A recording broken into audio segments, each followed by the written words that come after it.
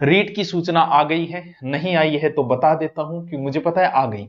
Excited ज्यादा हो तो बता देता हूं, रीट का फॉर्म शुरू होंगे आपके 16 तारीख से और 1 महीने तक आपके फॉर्म चलेंगे।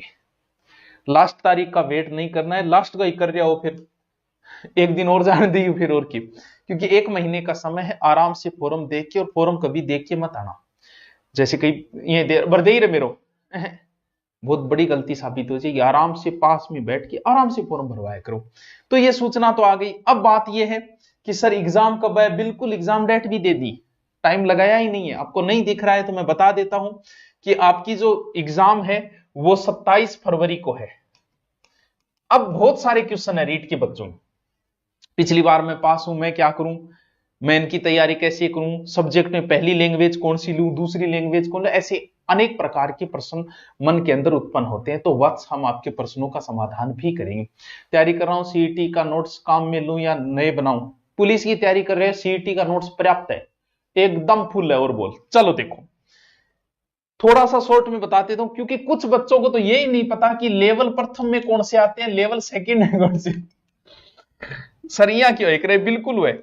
कुछ लोग के बीएड करेड या सोचेगा आपनो लेवल ऊंचो है, आपा लेवल फर्स्ट में, अरे बड़ो थे फर्स्ट में को नहीं हो थे, लेवल सेकंड में। लेवल सेकंड का मतलब जो 6 से 8 तक पढ़ाएगा और जो 1 से लेके 5 तक पढ़ाएगा। तो जिसने बीएसटीसी कर रहा है उसका लेवल फर्स्ट होगा, और जिसने बीएड कर रखी है उसका लेवल सेकंड होगा। और आपके इसके अंदर नेगेटिव मार्किंग नहीं होगी, पात्रता में नेगेटिव मार्किंग नहीं रखी जाती है। तो पहली बार नेगेटिव मार्किंग नहीं, समय आपका 2.5 घंटे का, उससे कोई फर्क नहीं पड़ता कितना ही हो। अब बात यह कि क्या सब्जेक्ट लेवल फर्स्ट में अगर मैं बताऊं तो सीधा सीधा कंसेप्ट है, कुछ नहीं, 1 मिनट का काम है। धैर्य बना के रखिए, 1 मिनट। साइको आएगी 30 क्वेश्चन पढ़नी पड़ेगी, मैन के लिए भी पढ़नी पड़ेगी, सेगनेट के लिए भी पढ़नी पड़ेगी। फर्स्ट एक ही साइकोलॉजी, इसमें बाल आ जाएगी, उसमें यू आ जाएगी, ठीक है। दूसरी क्या आ जाएगी, इसमें भाषा, 2 भाषाओं का चयन आपको करना होगा। अब यहां समस्या आ जाती है कि कौन सी भाषा का करा, इट्स डिपेंड ऑन यू। लगभग बच्चे पहली भाषा हिंदी लेते, लेकिन मान लो किसी की संस्कृत अच्छी है तो वो पहली भाषा संस्कृत ले लो, किसी की इंग्लिश अच्छी है वो पहली भाषा इंग्लिश ले लो, किसी की उर्दू अच्छी है वो उर्दू ले लो, किसी की सिंधी अच्छी है वो सिंधी ले लो। लेकिन अमूमन 40% बताएंगे अभी, अमूमन भाषा फर्स्ट जो है वो बच्चा हिंदी लेता है। दूसरी भाषा में कंफ्यूज हो जाता है, क्योंकि एक ही भाषा आती है एक व्यक्ति को। किसी को संस्कृत आ रही है, संस्कृत आ रही है उसको सोचना ही नहीं है, जिसको संस्कृत आ रही है वो हिंदी पढ़ दो दूसरी भाषा। क्यों? क्योंकि एक ही बात है, वो हिंदी आराम से पढ़ लेगा। लेकिन दूसरी भाषा में जैसे किसी को उर्दू आ रही है तो वो हिंदी ले लो, उसकी तो कोई समस्या है ही नहीं।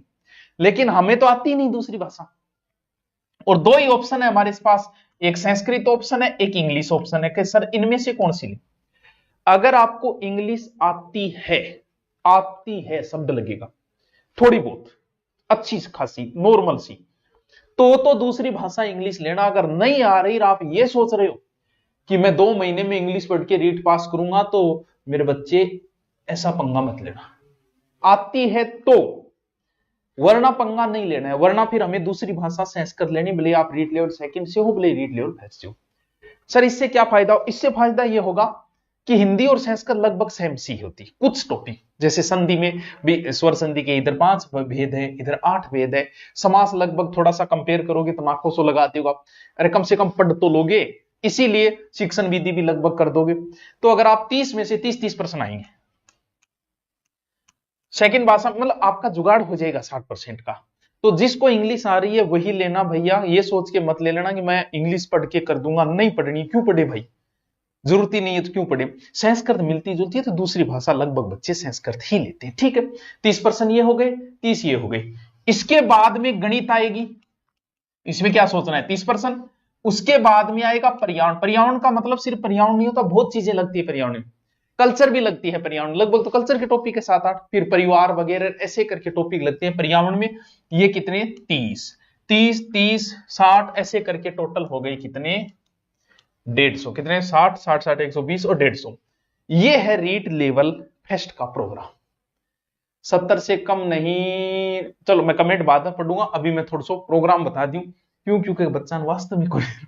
अब है रीट लेवल सेकंड, वही परफॉर्मा रहेगा।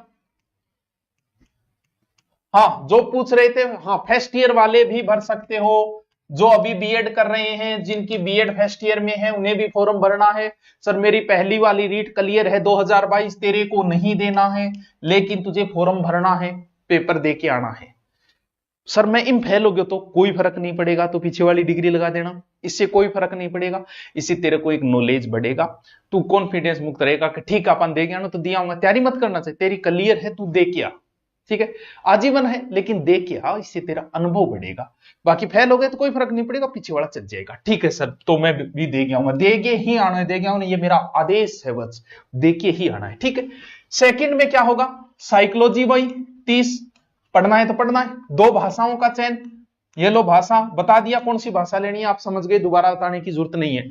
इसके बाद में विद्यालय विषय, सर यो के लो 60, जैसे कोई कॉमर्स से है तो उस कॉमर्स वाला एसएस में जाएगा, ध्यान रखना, कॉमर्स वाला। कोई साइंस का है तो उसके 60% आएंगे साइंस और मैथ के, अगर कोई आर्ट से है तो उसके 60% आएंगे जीके की। 60 ये हो गए, 60 ये हो गए, ये हो गए, टोटल 150। ये लो जी, 27 फरवरी को एग्जाम है। अब कोई क्वेश्चन आपका है तो आप कमेंट करके बताओगे।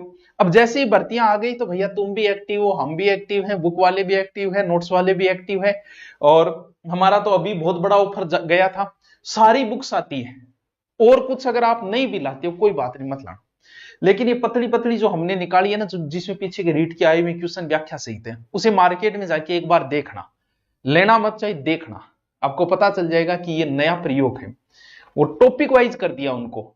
तो वो बुक्स है मार्केट में मिल जाएगी, सारी बुक्स आती है अपनी। जो भी ऑफर जो अभी दिया सेकंड एड के बारे में अभी बताऊंगा, 2 मिनट। ऑफर अभी हमने दिया था बहुत बड़ा स्थापना दिवस पे, लेकिन जब वैकेंसी आ जाती है तो आप भी एक्टिव हो जाते हो और हमारा भी खर्चा पानी इसी से निकलना है।